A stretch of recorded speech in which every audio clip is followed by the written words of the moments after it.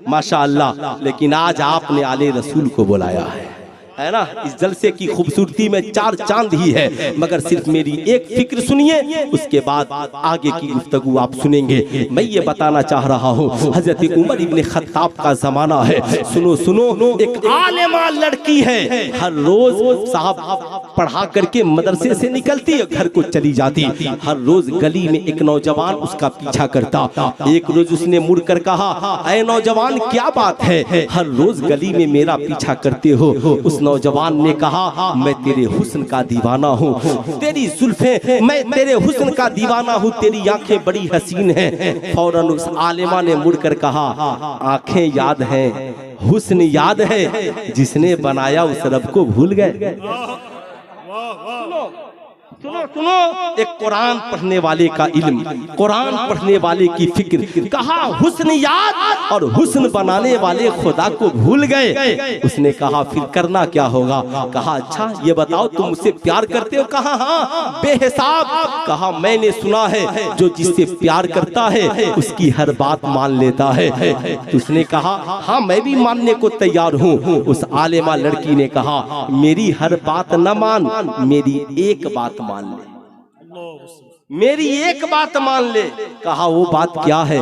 कहा मस्जिद नबवी शरीफ में चला जा और 40 रोज उमर इब्ने खत्ताब के पीछे नमाज पढ़ ले।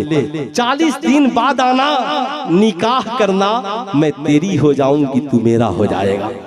उसने कहा ये कौन सी बड़ी बात है, नमाज ही तो पढ़नी है। कहा हाँ चला जा। नौजवान वहां से मुड़ा है, मस्जिद नबवी शरीफ के सहन में गया है। उमर इब्ने खत्ताब मस्जिद नबवी शरीफ में तशरीफ फरमा है, बावजू होता है, मस्जिद में पहुंचता है, जमात खड़ी होती है, साहब पीछे खड़ा हो जाता है। वो उमर जिनके बारे में क्या कहना, मस्जिद नबवी में खड़े होकर मकामे नेहावंद में हजारों मील के फासले पे हजरत सारिया को देख लेते हैं। वो उमर अपने इस मुक्तदी को कैसे नहीं देखते। नमाज के बाद खबर खैरियत पूछी। कहा नौजवान बताओ नए नए आए हो। हाँ हुजूर। कहा याद रखना सिर्फ नमाजें न पढ़ना, सजदा भी करना और दिल को भी अच्छा करना, मन को भी अच्छा बना लेना।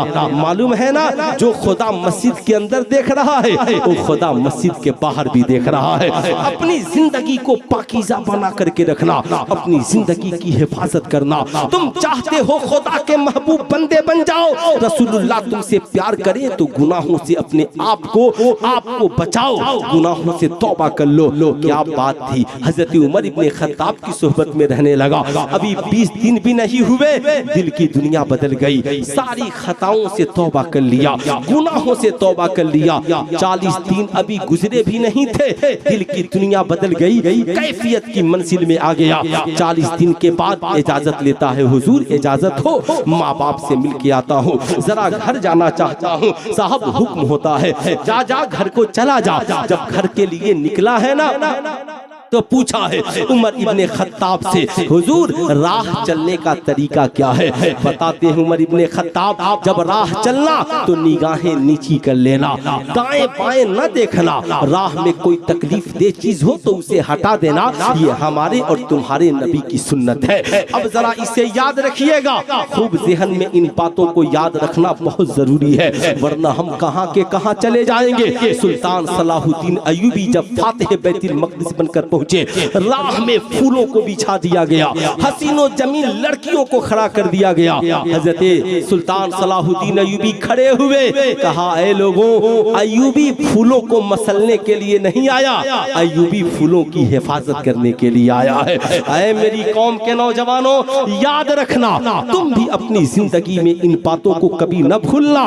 किसी के चमन के फूल को मसलने की कोशिश न करना।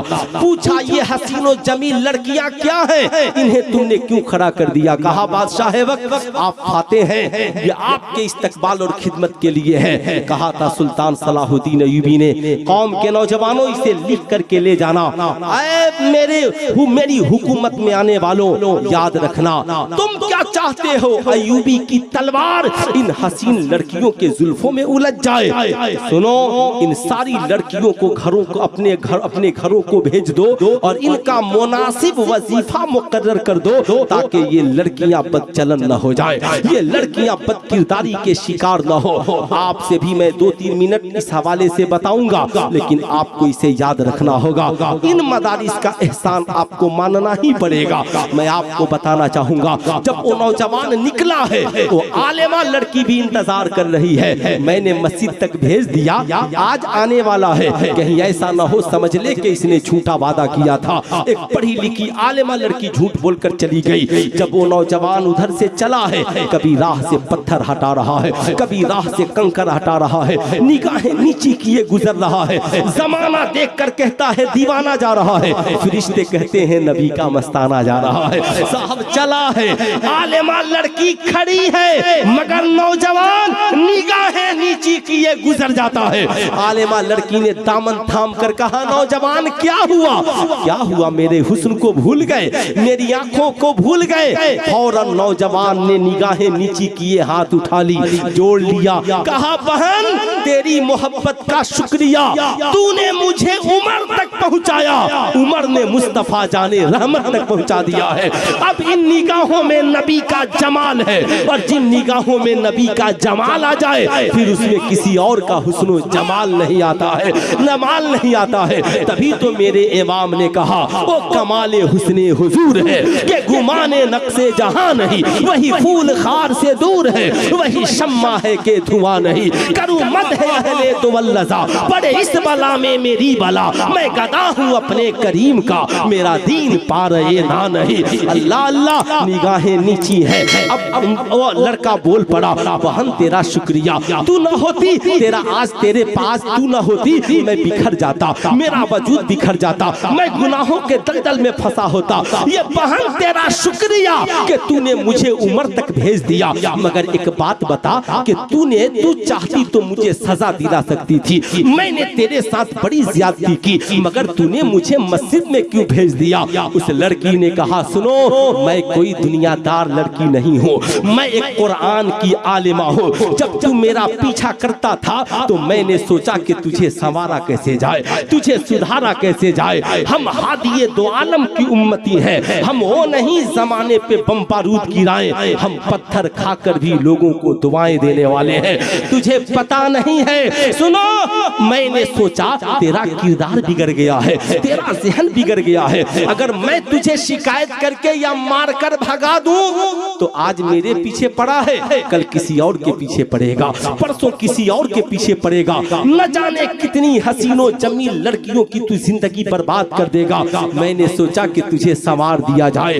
अल्लाह कुरान में फरमाता है, इन्ना सलाता तन्हा अनिल फहशाए वल मुनकर, बेशक नमाज बेहयाई और बुरी बातों से रोक देती है। मैंने सोचा तेरे गुनाहों का एक इलाज है और उस इलाज का नाम है नमाज। मैंने सोचा तुझे नमाजी बना दिया जाए। जब तू नमाजी बन जाएगा शराब भी छोड़ देगा, जना भी छोड़ देगा, जुआ भी छोड़ देगा, बेहयाई भी छोड़ देगा, बुराई भी छोड़ देगा। कहा बहन तेरा शुक्रिया, तूने हमें जो बनाना था, अल्लाह का करम हुआ, हजरत उमर ने मुझे वो बना दिया। नाराए तकबीर, नाराए रिसालत, मसलके आला हजरत, जलसाए दस्तारबंदी।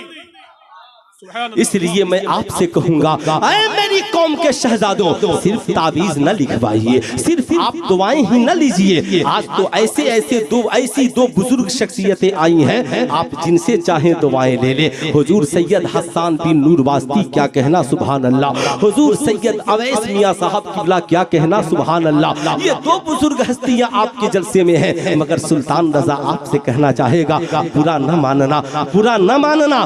आप चाहते हैं आपकी औलादें शराबी न बने, आप चाहते हैं आपकी औलादें जुआरी न बने, आप चाहते हैं आपकी औलादें जानी न बने, आप चाहते हैं आपकी औलादें पापी न बने, तो मैट्रिक कराने से पहले, इंटर कराने से पहले, बीए कराने से पहले अपने बेटों को भी नमाजी बना दीजिए और बेटियों को भी नमाजी बना दीजिए, है ना, नमाजी बना दीजिए। एक छोटे छोटे बच्चे, है बच्चा बैठो, छोटे छोटे बच्चों को याद है मछली जल की याद है ना सबको, क्या हिंदू क्या मुसलमान सबको याद।